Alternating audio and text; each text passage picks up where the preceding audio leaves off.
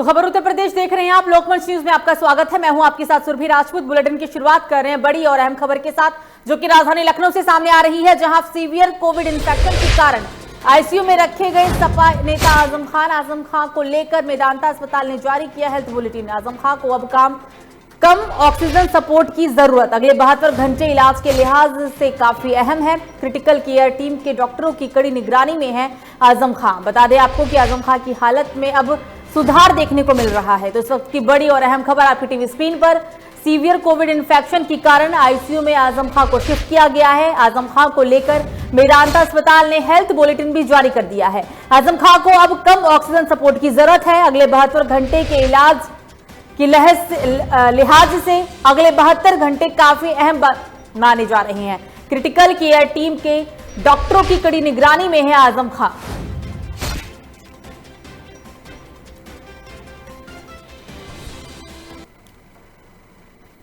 तो रमजान के पाक महीने के बाद आज ईद का पर्व बेहद ही धूमधाम के साथ पूरे देश में मनाया जा रहा है। गंगा जमुनी तहजीब की नगरी काशी में आज ईद की नमाज कोरोना गाइडलाइन के अनुसार अदा की गई। वाराणसी में ईद के मौके पर मस्जिदों में 5 व्यक्तियों ने नमाज अदा की और बाकी सभी ने अपने घर पर ही नमाज अदा की है। इस दौरान मौलानाओं ने वैश्विक महामारी कोरोना को देश से खत्म करने की दुआ भी मांगी। नमाज के बाद लोगों ने एक दूसरे को ईद की बधाई देते हुए सभी से घर पर ही रहकर ईद का पर्व मनाने की अपील की। आपको बता दें कि ईद को देखते हुए प्रशासन ने शहर में कड़ी सुरक्षा व्यवस्था बनाई हुई है। शहर के तमाम अति संवेदनशील वाले स्थानों पर पुलिस टीम के साथ पीएससी और आरएएफ की टीम को शांति व्यवस्था बनाए रखने के लिए लगा दिया गया है। नमाज के बाद ईद के मौके पर गुलजार रहने वाले सड़कों पर भी सन्नाटा पसरा रहा। तो कोरोना महामारी के बीच आज पूरे देश में ईद का त्योहार बहुत ही सादगी और खुशी के साथ मनाया जा रहा है। हम आपको ये तस्वीर दिखा रहे हैं यूपी के वाराणसी की। हर साल की तरह इस साल की जो ईद की रौनक है वो बहुत कम है। पिछली बार भी महामारी के बीच ही पूरे देश ने ईद को मनाया था। इस बार भी हाल कुछ ऐसा ही है। मस्जिदों पे सिर्फ 5 लोग ही नमाज अदा कर सकते हैं। 5 लोगों ने मस्जिदों में नमाज अदा की और बाकी सभी नमाजियों ने अपने घर पर ही नमाज अदा की और अपने परिवार के साथ ईद का त्योहार मनाया। तो इस वक्त की एक और बड़ी खबर उन्नाव से सामने आ रही है, जहां सपा संस्थापक सदस्य राम मनोहर लोहिया की पुत्र वधू मनीषा का निधन हो गया है। आपको बता दें कि उन्नाव के पूर्व सांसद स्वदीपक कुमार की पत्नी मनीषा का हुआ निधन। बीते कुछ दिनों से अस्पताल में उनका इलाज चल रहा था। देर रात हालत बिगड़ने पर उन्हें वेंटिलेटर पर रखा गया और सुबह 6 बजे उन्होंने अपनी अंतिम सांस ली। 6 बजे उनका निधन हुआ है। इस वक्त की बड़ी खबर उन्नाव से आपकी टीवी स्क्रीन पर, जहां सपा संस्थापक सदस्य राम मनोहर लोहिया की पुत्र वधू मनीषा का निधन हो गया। मनीषा कुछ दिन से बीमार चल रही थी और उनका इलाज किया जा रहा था। बीते कुछ दिनों से अस्पताल में वो भर्ती थी, जहां उनका इलाज चल रहा था। लेकिन अब सुबह 6 बजे उन्होंने आज अंतिम सांस ली। 6 बजे उन्होंने इस दुनिया को अलविदा कह दिया।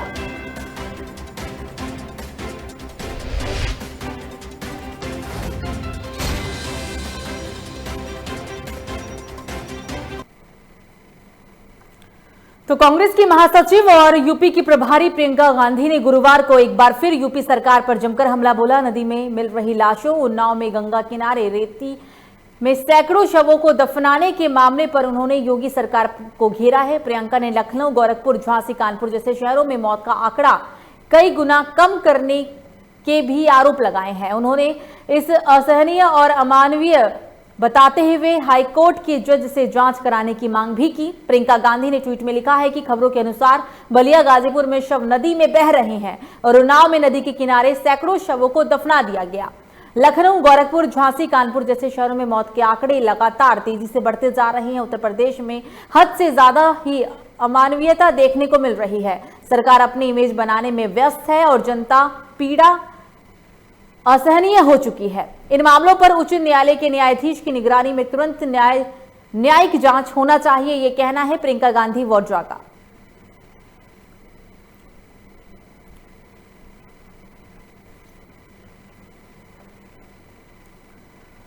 तो एक और बड़ी खबर राजधानी लखनऊ से, यूपी कैडर के सीनियर आईपीएस जावेद अख्तर का निधन। कोरोना के चलते जावेद अख्तर का नोएडा में हुआ है निधन। 1986 बैच के यूपी कैडर की आईपीएस थे जावेद अख्तर। केंद्र में प्रतिनिधित्व पर तैनात थे। जावेद अख्तर प्रतिनियुक्ति पर तैनात थे जावेद अख्तर। नोएडा में उनका निधन हुआ है। यूपी कैडर के सीनियर आईपीएस जावेद अख्तर का निधन हो चुका है कोरोना के चलते। निधन की जो वजह है वो कोरोना बताई गई है। कोरोना के चलते उनका निधन हुआ। आपको बता दें कि 1986 बैच के यूपी कैडर के आईपीएस थे जावेद अख्तर। केंद्रीय में प्रतिनियुक्ति पर तैनात थे जावेद अख्तर।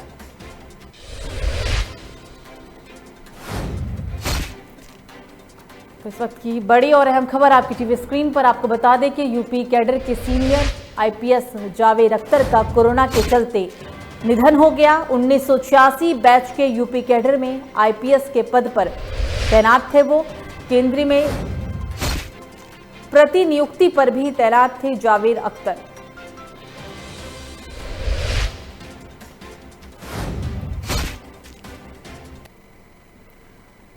तो गौतम बुद्ध नगर में कोरोना को लेकर नोएडा पुलिस काफी सख्त। ईद के मौके पर पुलिस ने निकाला फ्लैग मार्च। लोगों से पुलिस कर रही कोविड गाइडलाइन को मानने की अपील। सभी मस्जिदों और सार्वजनिक स्थानों पर पुलिस मौजूद। थाना सेक्टर 20 क्षेत्र से ड्रोन में रखी जा रही है नजर। तो ड्रोन कैमरे से पुलिस नोएडा पर अपनी नजर बनाए हुए है। आज ईद का त्योहार है और ऐसे में ईद को देखते हुए प्रशासन पूरी तरीके से अलर्ट मोड पर दिख रहा है। हम आपको पूरा मामला ये कोरोना को लेकर नोएडा पुलिस काफी सख्त दिख रही है। आज ईद का त्योहार, ईद के मौके पर पुलिस ने फ्लैग मार्च भी निकाला। लोगों से पुलिस कोरोना गाइडलाइन के तहत ही त्योहार मनाने की अपील भी कर रही है। सभी मस्जिदों और सार्वजनिक स्थानों पर पुलिस मौजूद है। सेक्टर 20 क्षेत्र में ड्रोन कैमरे से पुलिस इलाके पे नजर बनाई हुई है।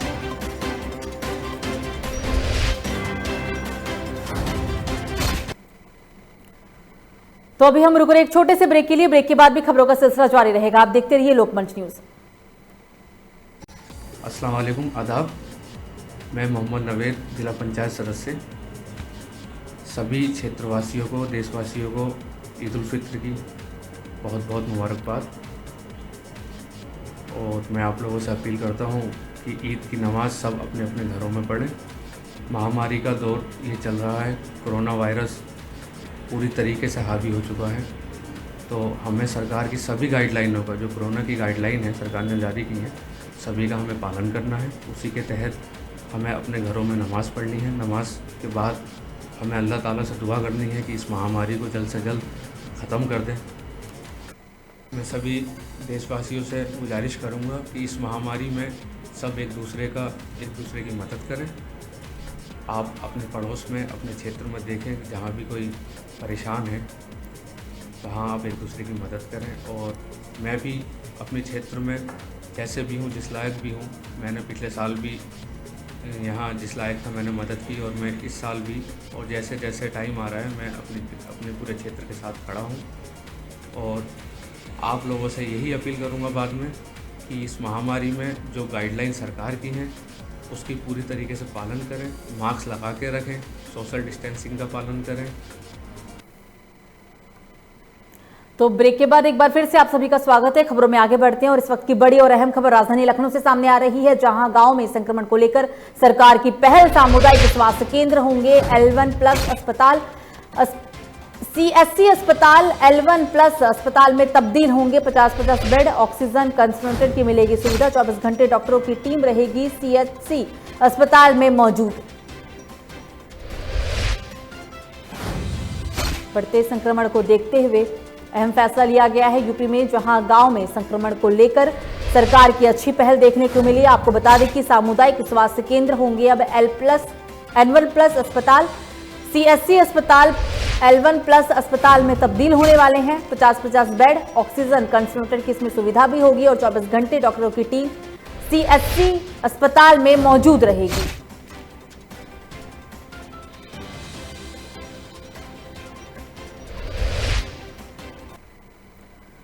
तो एक और बड़ी खबर राजधानी लखनऊ से ही सामने आ रही है, जहां गांव में फैले संक्रमण को लेकर टीम गठित। जिला प्रशासन ने चेतक टीम को गठित किया है। महिलाबाद काकोरी क्षेत्र में टीम गठित। गांव के लिए बाइक चेतक टीम रवाना की गई। टेस्टिंग, ट्रैकिंग, इलाज को लेकर टीम रवाना हुई है। चेतक टीमें घर घर पहुंचकर संपर्क करेगी। टीम लोगों को घर तक जाकर जागरूक भी करेगी।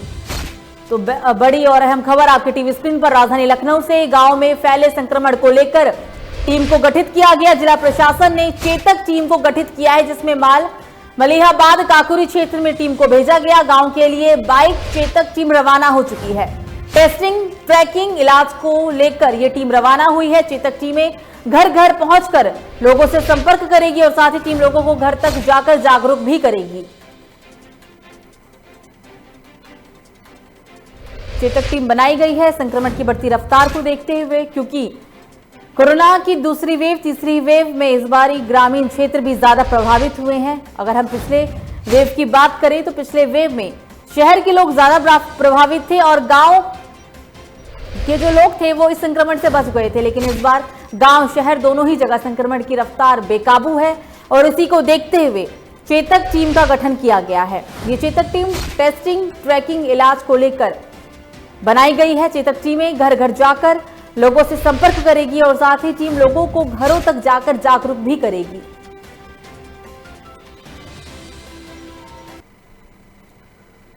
तो लखनऊ के बालगृह महिला गृह में भी फैला कोरोना संक्रमण। 21 महिला समेत 155 बच्चे संक्रमित पाए गए। जिले में डीएम की अध्यक्षता में टास्क फोर्स गठन।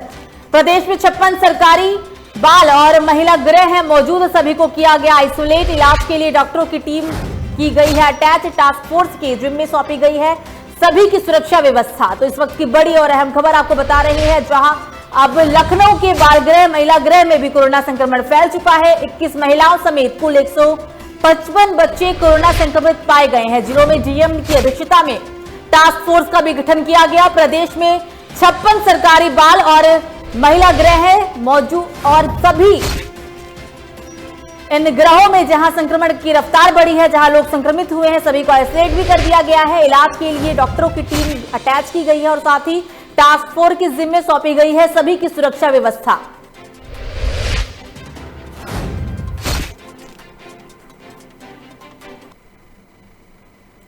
तो एक और बड़ी खबर हरदोई से, जहां कोविड नियमों का पाठ पढ़ाने शादी में पहुंचे दरोगा की जमकर ली गई क्लास। उत्तराखंड के बाद अब यूपी में भी बवाल। बिना मास्क के पहुंचे दरोगा जी परमिशन दिखाने के नाम पर दे रहे थे गालियां। परिवार के लोगों ने दरोगा सहित 4 पुलिसकर्मियों का किया घेराव। किसी तरह पुलिसकर्मियों ने भागकर बचाई अपनी जान। दरोगा के नशे में धुत होने का भी लगाया गया है आरोप। सहसा थाने के इच्छानूरपुर का पूरा ये मामला, इच्छापुर का इलाके का ये आपको मामला बता रहे हैं, जहां दरोगा शादी समारोह को रुकवाने के लिए पहुंचे थे, लेकिन कोविड नियमों का पाठ पढ़ाने गए दारोगा की ही जमकर लोगों ने क्लास ली।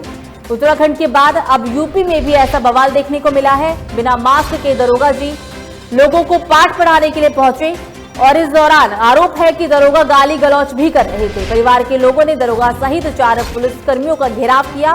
किसी तरह पुलिसकर्मियों ने भागकर अपनी जान बचाई। कहा जा रहा है कि दरोगा महाशय नशे में धुत थे।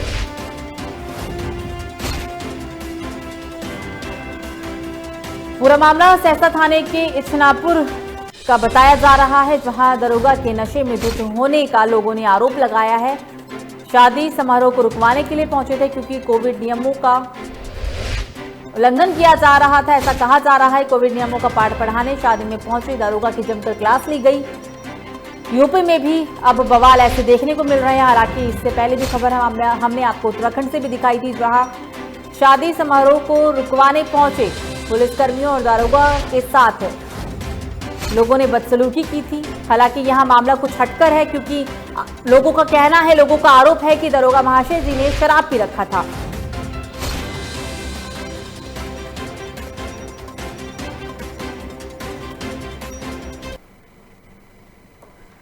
तो खबर यूपी के बलिया से, जहां बैरिया से बीजेपी विधायक सुरेंद्र सिंह ने राहुल गांधी के ट्वीट के सवाल पर कहा कि कोरोना के समय में केवल ट्वीट करना सीखा है, पता नहीं अपने आप करता है या इटली से लाकर किसी से ट्वीट करवाता है। उन्होंने ये भी कहा कि अगर राहुल देश के प्रधानमंत्री बन जाते हैं तो ये देश का दुर्भाग्यपूर्ण है। ऐसी परिस्थिति भारत में आने वाली नहीं है। मुस्लिम दृष्टिकरण वाले लोग हैं, भले ही उसको ये कर दें। मोदी के जमाने में राहुल गांधी कभी भी पीएम नहीं बनने वाले। ये दुर्भाग्य का दिन भारत देखने वाला नहीं है। राहुल पीयून बनने की योग्यता रखते हैं, ना कि पीएम बनने की। आपको बता दें कि विधायक ने राहुल गांधी की तुलना एक अज्ञानी व्यक्ति से भी की। विधायक ने कहा कि देश का दुर्भाग्य होगा जो राहुल गांधी भारत का प्रधानमंत्री बनेगा। देश में राष्ट्रभक्तों की कमी नहीं है। मोदी जी के जमाने में कभी राहुल गांधी को पीएम बनने की नौबत नहीं आने वाली। तो कुछ विवादित बयान सामने आया है यूपी के बलिया विधायक का, जहां राहुल गांधी की तुलना उन्होंने एक अज्ञानी व्यक्ति से की। उन्होंने कहा कि अगर राहुल गांधी देश के प्रधानमंत्री बनेंगे तो ये देश का दुर्भाग्य होगा। होता क्या है कि जब अज्ञानी व्यक्ति, जब उसके मन में कुछ बात आती है तो कहीं दिखाई देता है आपको?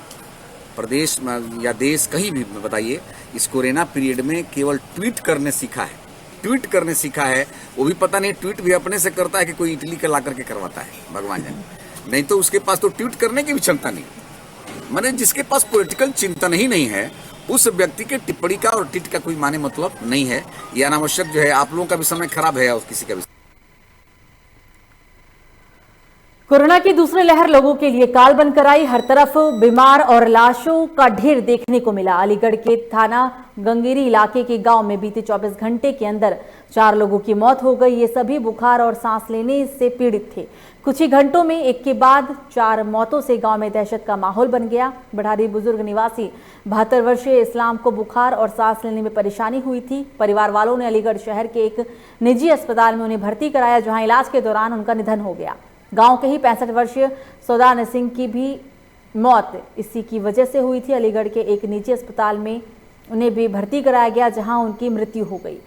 52 वर्षीय चंद्रपाल सिंह ने भी बुखार और सांस लेने में तकलीफ की समस्या के चलते शाम को 4 बजे एक निजी अस्पताल में दम तोड़ दिया। इस गांव के ही 35 वर्षीय मुकेश का भी बीमारी जिंदगी को निगल गई। इस दौरान ग्रामीणों का कहना है कि गांव में स्वास्थ्य विभाग की टीम नहीं पहुंची है और ना ही कहीं भी सैनिटाइजेशन का ही काम कराया गया। इलाज से ना मिलने के कारण लोग अपनी जान गंवा रहे हैं। 24 घंटे में इस गांव के अंदर 4 लोगों की मौत हुई। 4 लोगों की मौत से पूरे इलाके में, पूरे गांव में दहशत का माहौल है। मेरे गांव में कुछ ही समय में 4 मौतें हो चुकी हैं। गांव दहशत में है, सब लोग परेशान हैं, बहुत बुरी से भयभीत है। यहाँ पर कोई भी टीम स्वास्थ्य विभाग की नहीं आई है। कासन जिला पास में पड़ता है, वहाँ कहीं बेड है तो कहीं ऑक्सीजन नहीं है, ऑक्सीजन है तो कोई बेड नहीं है। सब लोग परेशान हैं। अलीगढ़ यहाँ से 60 किलोमीटर पड़ता है, जाने में दिक्कत होती है। और यहाँ अभी तक कोई भी टीम जांच करने ना देखभाल के लिए नहीं आई। तो गंगा और यमुना में लाशों के ढोने का सिलसिला लगातार जारी है। कभी उन्नाव तो कभी बदायूं, कभी गाजीपुर और तो कभी बक्सर। चंदौली के बाद पीएम नरेंद्र मोदी के संसदीय क्षेत्र वाराणसी के रामनगर थाना के सुजाबाद चौकी क्षेत्र की 8 लावारिश लाशें मिलने से हड़कंप मच गया है। सूचना मिलते ही प्रशासनिक अमला उमड़ पड़ा। सभी लावारिश लाशों को इकट्ठा करने के बाद जेसीबी से गड्ढा कराकर इन्हें दफन कर दिया गया।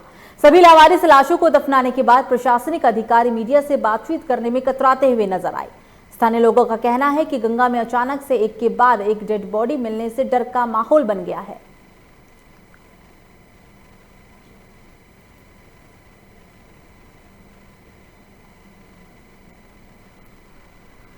तो यूपी के झांसी में कौमी एकता की नगरी में भाईचारे के साथ मनाया ईद उल फितर का त्योहार। मस्जिदों और घरों में सोशल डिस्टेंस सरकार की गाइडलाइन के अनुसार नमाज अदा की गई। मस्जिदों में 5 लोगों ने इमाम के पीछे नमाज अदा की, जबकि लोग घरों में इमाम ना होने के कारण नमाज अदा कर रहे हैं। और शहर की कुरैशा नगर ने अपने मकानों में कई लोगों ने हाफिज इमाम को बुलाकर घर में ही नमाज अदा कराई है।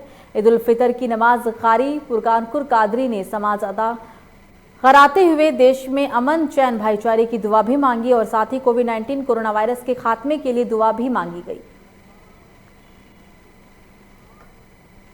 हम लोगों ने नमाज जो है अपने घर पर अदा की है और आज जो है कि मस्जिदों में सिर्फ 5 लोगों का शासन द्वारा आदेश था, उस आदेश का इमाम साहब ने पालन किया। 5 लोगों ने नमाज़ पढ़ी महल्ले की मस्जिद में और बाकी सभी लोगों ने अपने अपने घरों में नमाज अदा की।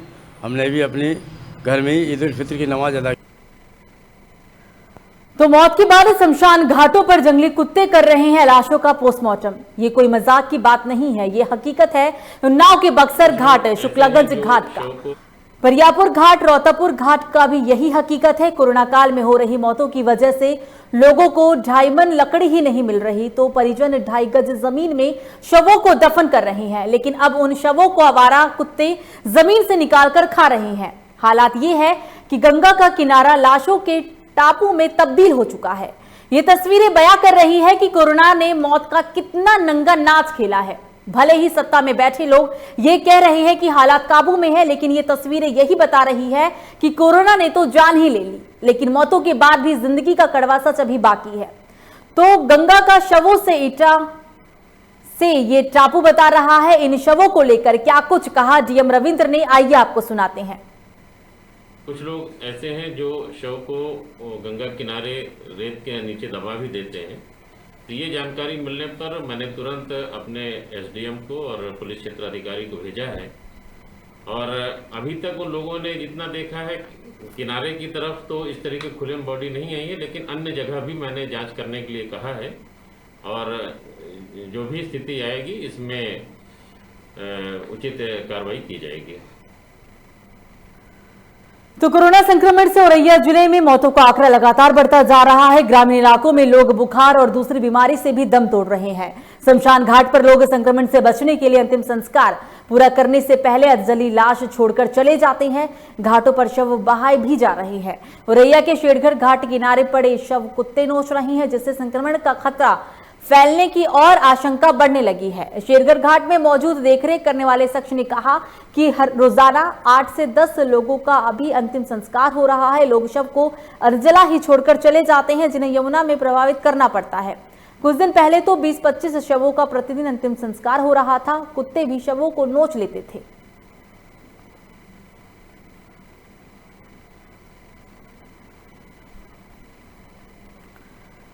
तो यूपी के बुलंदशहर में सिस्टम की नाकामी और अलीगढ़ की निजी अस्पताल का कारनामा उजागर करती एक लड़की की 2 वीडियो सोशल मीडिया पर जमकर वायरल हो रही है।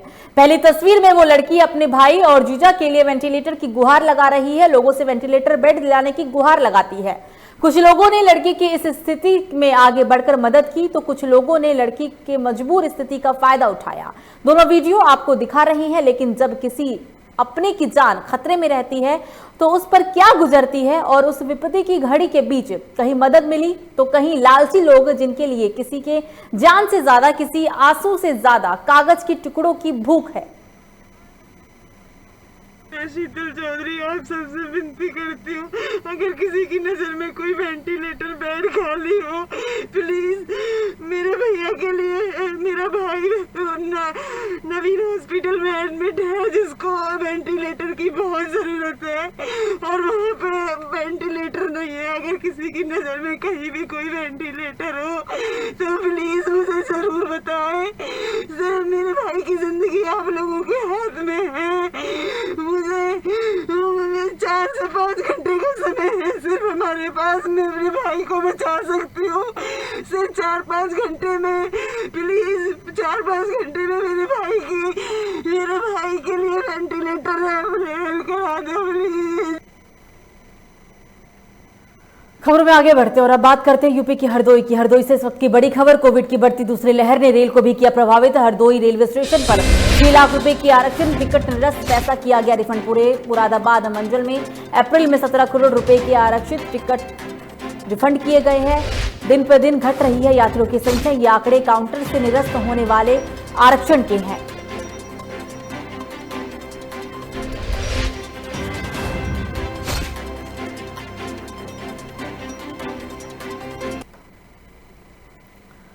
तो धर्म की नगरी काशी में अक्षय तृतीया का पर्व के दिन श्रद्धालुओं ने आस्था की डुबकी लगाई है। मां गंगा के पावन तट पर आस्थावान लोगों ने आज के दिन मां गंगा में डुबकी लगाते हुए मां गंगा की पूजा अर्चना की। हालांकि कोरोना की वजह से इस बार अक्षय तृतीया के पर्व पर श्रद्धालुओं की संख्या में कमी भी देखने को मिली। घाट किनारे रहने वाले पुरोहितों की माने तो अक्षय तृतीया के दिन मां गंगा में स्नान कर दान पुण्य करने के साथ ही पूजा अर्चना करने से लोगों की मनोकामना पूरी होती है। और मान्यता ये भी है कि आज के दिन पूजा अर्चना करके जिस किसी की काम में बाधा आती है वो काम होने लगता है और उसके काम में कोई भी बाधा नहीं बनती है। श्रद्धालुओं के काम को कोई भी छीन नहीं सकता। इसी मान्यता को लेकर श्रद्धालु मां गंगा में आस्था की डुबकी लगाते हैं और साथ ही गंगा तट पर पूजन असम के साथ देवालयों में भी जाकर पूजा अर्चना की जाती है।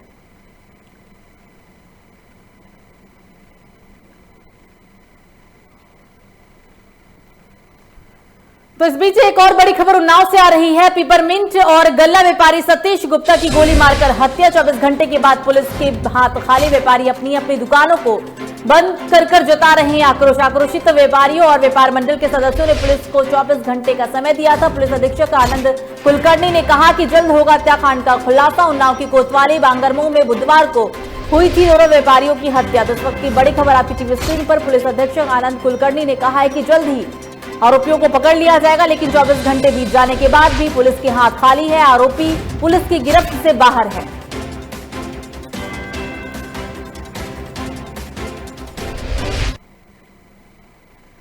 तो एक और बड़ी खबर यूपी के सोनभद्र से, जहां खड़ी ट्रक के पीछे से घुसा अनियंत्रित बाइक सवार युवक की मौके पर ही मौत। देर रात भांजे की शादी से वापस अपने घर की ओर लौट रहा था बाइक सवार युवक।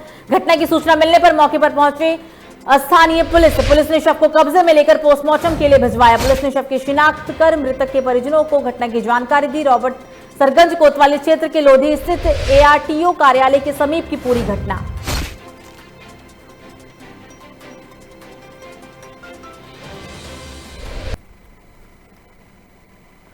तो खबर सहारनपुर से, जहां पेट्रोल डलवाने आए व्यक्ति की बोलेरो कार से शातिर चोर मोबाइल फोन चुराकर मौके से फरार हो गए। ये पूरी घटना सीसीटीवी कैमरे में भी कैद हो गई। तस्वीरों में आप साफ तौर पर देख सकते हैं कि पेट्रोल पंप पर कार आकर रुकती है। जैसे ही कार आकर रुकती है कि एक लड़का कार की रेकी करने लगता है। जैसे ही कार सवार गाड़ी से उतरता है, चोर दूसरी तरफ से गाड़ी में रखा फोन लेके फरार हो जाते हैं।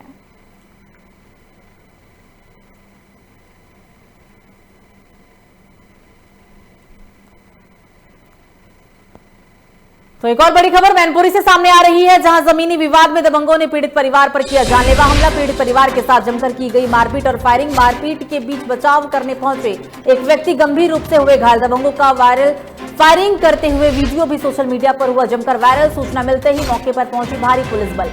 आरोपियों की तलाश शुरू। घायलों को पुलिस ने घिघोर अस्पताल में भर्ती कराया। थाना घिघोर क्षेत्र से के ओए की पूरी घटना।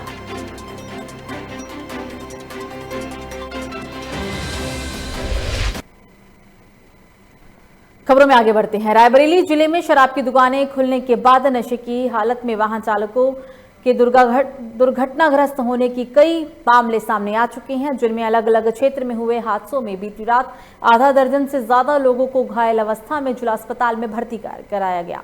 जानकारी के अनुसार भदोकर थाना क्षेत्र के उत्तरपारा के पास मार्ग दुर्घटना में घायल वरुण राजू डी थाना क्षेत्र अंतर्गत लोदवारी के रहने वाले हैं और सभी नशे की हालत में हादसे का शिकार हो गए।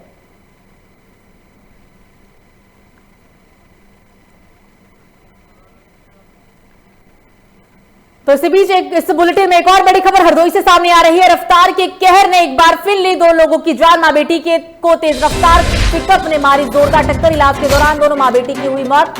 पिकअप चालक को पुलिस ने किया गिरफ्तार। पुलिस ने शव को कब्जे में लेते हुए पोस्टमार्टम के लिए भेजा। पूरा मामला आपको बता दें शहर के बिलग्राम चुंगी का।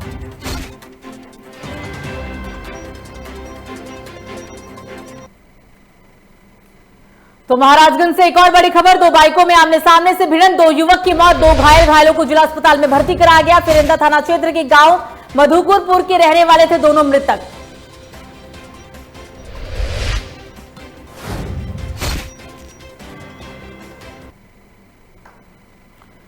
तो फिलहाल बुलेटिन में मुझे दीजिए इजाजत। लोकमंच न्यूज पर खबरों का सिलसिला जारी रहेगा। नमस्कार।